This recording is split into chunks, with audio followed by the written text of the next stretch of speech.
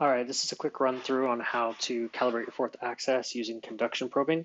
So a couple things you need to do. You're going to need an end mill, basically flip it upside down here, actually using the spindle as the probe piece. Stick that into a 1, it'll grab it when you need it. You also need your probe, whatever diameter you've got set up. You'll need to have your manual probe here plugged in. We're going to use this to send current into the 4th-Axis itself. Basically, when this actually the current in this escapes to ground, essentially the system sees that there's a draw on this. That's how it knows that it's made contact with something. So we need to be able to charge this, and we need to have it electrically isolated from the rest of the machine because the machine is properly grounded. So a screw going through this down into the plate of the bed would then ground this. So you'll need to pull your screws, you'll need to pull your pins, and you'll need to clamp this down in a way that is going to basically be insulated from the actual bed itself. So you notice here I did for an example with basically the double-sided tape with the back on, and then just put the clamps on this. This should work pretty well because it doesn't put a lot of force on it. I have acrylic screws in mine so that I can do this without having to need to clamp it down. But basically, once you have this on and you have it calibrated, you shouldn't have to run the calibration very often until you pull it off. If you go back and forth, you might try like the acrylic screws. I don't know if these will stand up to like heavy wear. I just got them, but something you can look at doing. So anyways, the other thing you need is you need to take a end mill and you need to load it into the 4th-Axis check here. Flip the end mill the opposite direction so that it's in. I recommend using broken ones if you have them, just because you don't want to mess up your end mills. But it's a good, easy way to have a very consistent piece in here. Inside the script, there's at the very top, there are two variables that you can change. Number 105, this is the diameter of the end mill loaded here. Basically, when the end mill in this makes contact anywhere around here, it's never actually getting to the true 0 point. It's making contact with the end mill. So you have to tell the script what diameter is here so that it can do the math and figure out when it stops here, how far is it off. If it's not, since this is a 3.175 end mill or 1/8 inch, half of that should be where it is. If it's further, then it knows that it's off.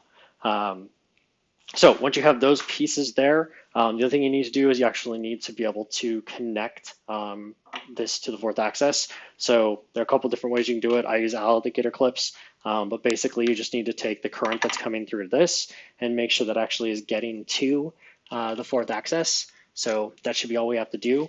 The spindle should be grounded, but just to be safe, because there are some quality control issues on Carvera, basically this guy right here is just connected directly to a ground to make sure that you actually have access to ground. So I just take another alligator clip and stick it up here on this. That just makes sure that when it makes contact over here, that there's actually somewhere for that current to go and that things trigger properly. And that's the big important bit, making sure that the current and everything is going to flow properly so that you don't crash the end mill when you're going to do it. So what we want to do before we get started real quick here and call like the setup piece here done is just pop over here into the diagnostics panel, and we want to make sure that the probe light is not on. Note, obviously the probe light's on right here on the screen. The reason is because I left one of the pins in here for an example. So as soon as I pull this pin out,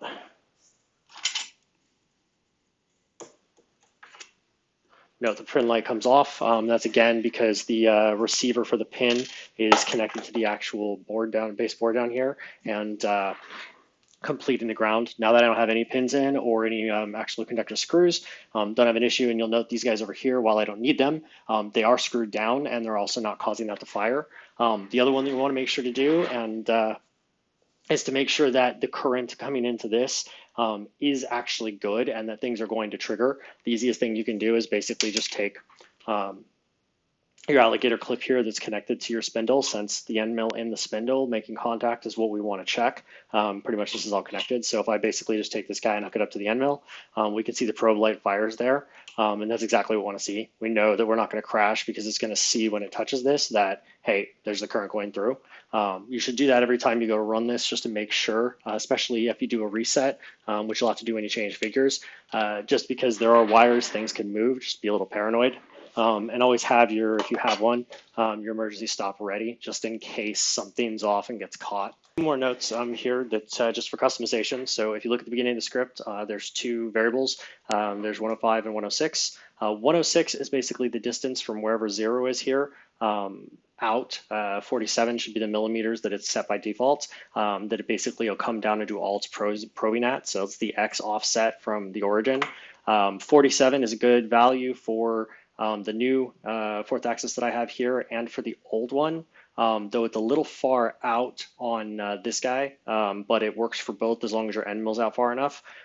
You can note that like if you have trouble getting your end mill out here and making sure that it's very like properly stiff, and that you need to move it in a little bit, you could basically adjust that number. So 106 by reducing it, it'll basically bring it in over here. Just be super careful, go slow with it, because if you bring it in too much, and obviously you can crash onto this. So again, have your e-stop button. The other one is that the more exacting you are on the actual diameter of this end mill, and it's not, while it's a 1/8 end mill, which is 3.175 millimeters, it's probably not exactly that. So if you have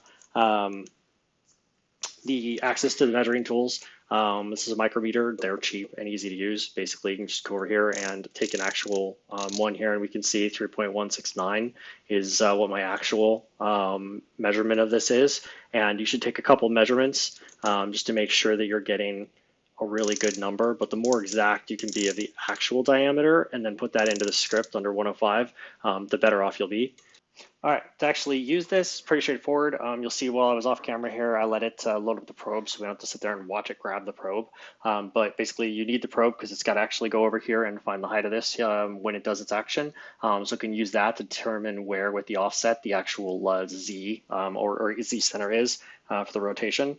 To get going here, I already have the script loaded down here. I named it 4th-Axis get calibration values, name it whatever you want. To actually kick this off, we're just going to do like it's a normal G code for something that we're making. Note everything's a little cramped over here because I've got this so shrunk down for you, but should look about the same. We don't need to do scan margin, but we absolutely do need to set the work origin. So what you want to do is go in here, even if it says 0, 0, you want to make sure. So we'll just open the config, make sure we're on 4th-Axis. This script is built so that it sees it as a 4th-Axis script. So X offset at 0, Y offset at 0 is what we want. So now we know that the work origin's been set to the correct. And then we want to tell it when it runs the script that we do want it to auto Z probe. And we want to do that every time we run this. So basically we just hit run and let this kick off. And then we'll just watch it through on this one so you can see the process. Most of the time really isn't changing between the end mills.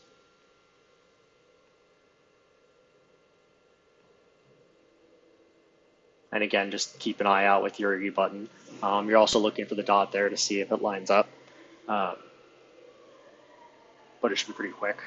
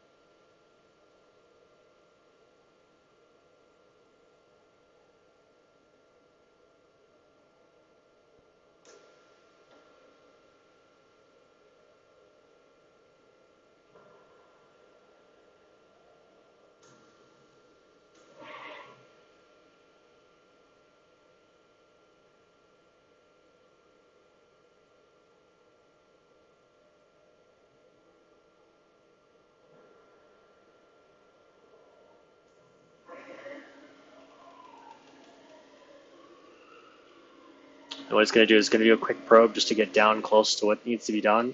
And then it'll come up a millimeter and then do a really slow crawl to find as precise as it can be on getting that. And when this finishes and we make the changes, we'll probably be pretty close to 0, but in general, you'll probably have to run it twice. Keep in mind, Makera does have a 0.005 millimeter tolerance, so you're always have the potential of being off that 0.005 one way or the other each time it measures. So you're never likely to hit like 0 consistently every time. If you hit within 0.005, that's a good time just to call it. All right, so you'll notice now that we're done, we have the kick out here in the script area. If you don't know where this is, basically you're just going to go to the MIDI MDI option here, and that'll actually show you what's happening on your machine as it's running. So what we're looking for is the output from the calibration. So it's basically telling us the Z offset difference. And what the result is telling us what we need to do to the current offsets in the system. So if the number's positive, both of these are positive, that means we're going to add these numbers to the values that are already there. Pretty straightforward. Basically, you just come on down here to settings, and then you're going to go to machine advanced. And then there are rotation offsets right here. So Y and Z, and those are the only two you'll ever change. X only ever changes if you switch the new 4th axis. That only happens once. So basically, we're going to say Z here because it's the first one over here that we need to do. So 0.216, and it's 23 right now. So that one's point straight forward. We just changed that to 23.216. So it was 23, now it's 23.216, and 0.216 over here is what we needed. And then the 0.45 is what we need for Y. So that's going to put us at 0.95. And then we're going to say apply. And then basically after we have that setting, we need to reset. So what I'm going to do is reset the machine. And then when it comes back up after the reset, we'll kick off basically another run here that we can see if how close everything is.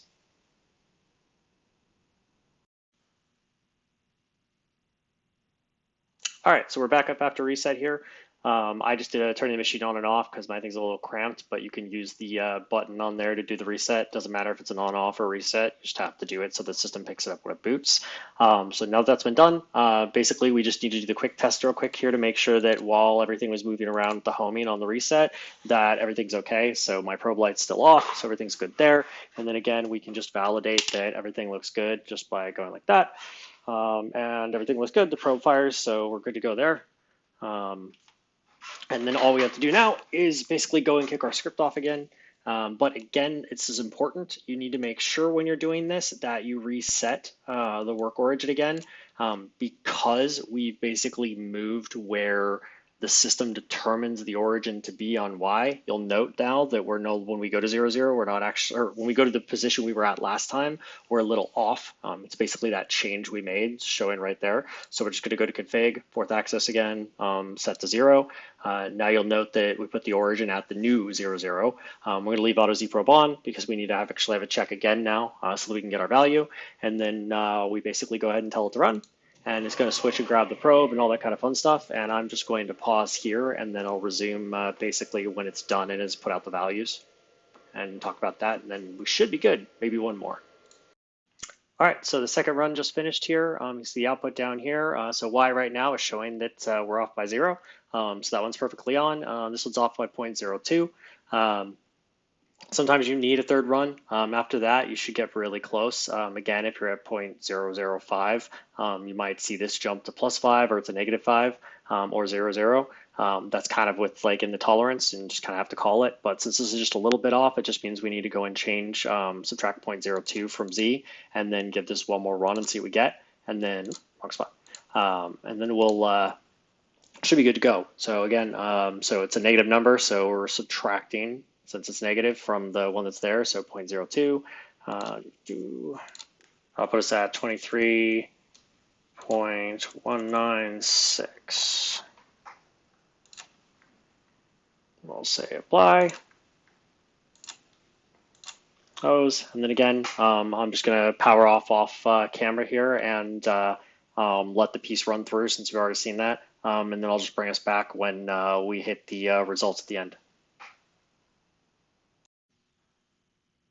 All right, so you can see after the last run there with the changes, we pretty much end up right where we expected to be. So Z is 0.005 off, and Y is -0.003 off.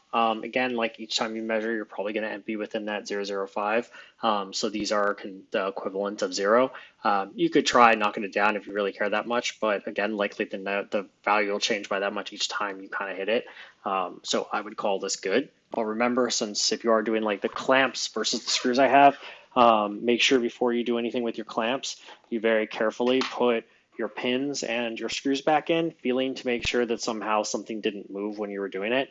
If the act of putting your pins in or putting your screws back in, you notice any movement, then likely you didn't have it secured tightly enough when you were removing things, and the act of removing it likely moved that stuff.